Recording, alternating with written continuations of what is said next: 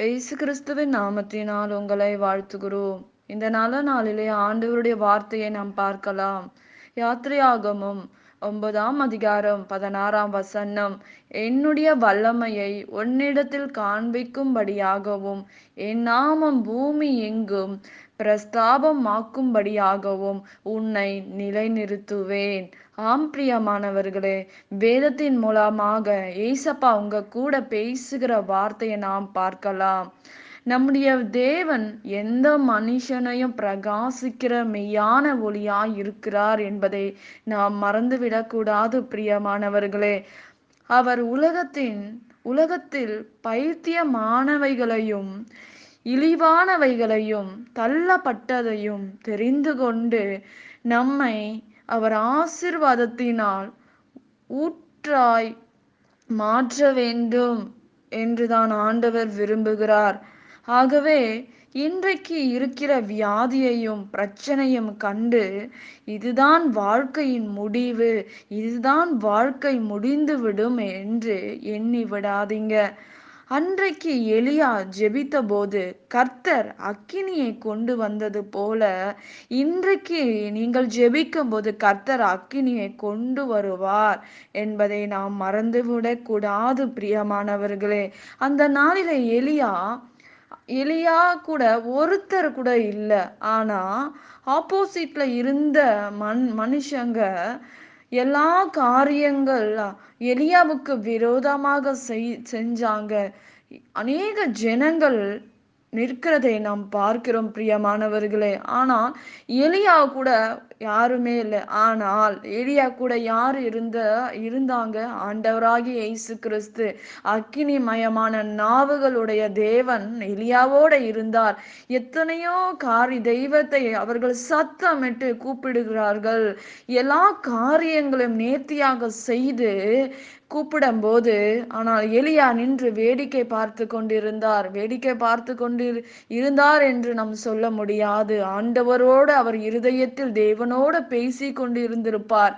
இந்த நாளிலே அந்த எலியாவோட ஆண்டவர் இருந்தபடினால் ஒரே ஒரு வார்த்தை தாங்க. அந்த நாள்ல எலியா நோக்கி ஆண்டவரை சத்தமிட்டு கூப்பிடும் போது என் தேவன் வானம் கிழிந்து அவர் அக்கினி ரதமாக வந்து அநேக ஜனங்களுக்கு மத்தியில அநேகர் அதை வேடிக்கை கொண்டு பார்க்கிறார்கள். அந்த மத்தியில் வானம் திறக்கப்பட்டு அக்கினி மதில்கள் இறங்கி எல்லா ஜனங்களுடைய ஆண்டவருக்கும் எலியாவுக்கும் விரோதமாக செய்யப்பட்ட காரியம் எல்லாவற்றையும் கர்த்தர் அக்கினியாக நக்கி போட்டார் என்று வேதம் சொல்லுகிறது பிரியமானவர்களே. அந்த நாளிலே ஆண்டவரே மெய்யான தெய்வம் என்று ஏற்றுக்கொண்டார்கள் என்று நாம் வேதத்தில் பார்க்கிறோம். எலியா போல பாடுள்ள மனுஷங்கள் தான் நாம். இந்த நாளிலே பூமி எங்கு பிரஸ்தாபமாகும்படியாகவும் உன்னை நிலைநிறுத்துவேன் என்று ஆண்டவர் சொல்லுகிறார். அவருடைய கண்கள் பூமி எங்கும் உலாவி வருகிறதை நாம் பார்க்கிறோம் பிரியமானவர்களே. இந்த நாளிலே ஆண்டவருடைய வல்லமை பெரிதானது. உங்கள் ஜீவனை பாதுகாக்கிறவர் என் தேவன், உங்களை விடுதலை ஆக்குறவர் நம்முடைய தேவன்.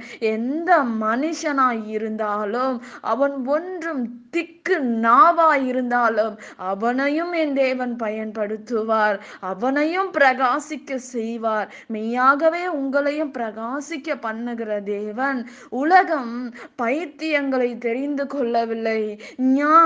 உலகம் ஆண்டவர் சொல்றாரு, ஞானிகளை தெரிந்து கொள்ளவில்லை, பைத்தியமானவர்களை தெரிந்து கொண்டேன் என்று வேதம் சொல்லுகிறது. தள்ளப்பட்டவர்கள் தான் தலைக்கு மூலக்கல் என்று வேதம் சொல்லுகிறது பிரியமானவர்களே.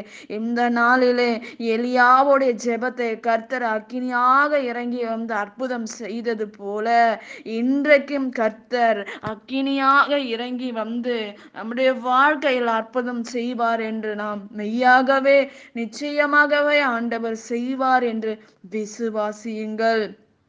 கர்த்தர் நம்மளோட இருக்கிறார். கர்த்தர் உங்களோட இருக்கிறார்.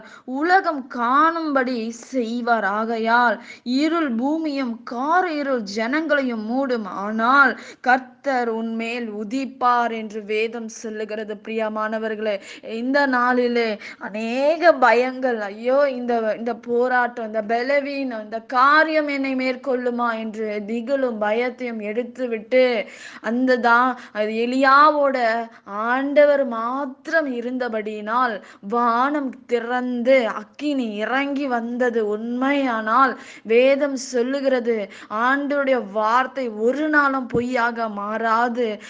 நீங்கள் தனிப்பட்டவராய் இருக்கலாம். நீங்கள் ஆண்டவரை நோக்கி பார்க்கும்போது அக்கினி இறங்கும், எல்லாவற்றையும் பட்சித்து போடும், எல்லா கிரியைகளை பட்சித்து போடும், எல்லா வியாதிகளை பட்சித்து போடும். இந்த நாள்ல பிசாசு கொண்டு வருகிற பயங்கள் குழப்பத்தை பட்சித்து போடும். ஆண்டவரை நோக்கி பார்க்கும்போது கர்த்தர் இருளை வெளிச்சமாக மாற்ற அவர் வல்லமை உள்ள தேவனாய் இருக்கிறார். நாம் ஜெபிக்கலாம். பரலோகத்தில் வாசமா இருக்கிற அன்பின் பிதாவே, ஏசப்பா, இந்த பொல்லாத உலகத்துல நாங்கள் வாழ்ந்து கொண்டு இருக்கிறோம்ப்பா.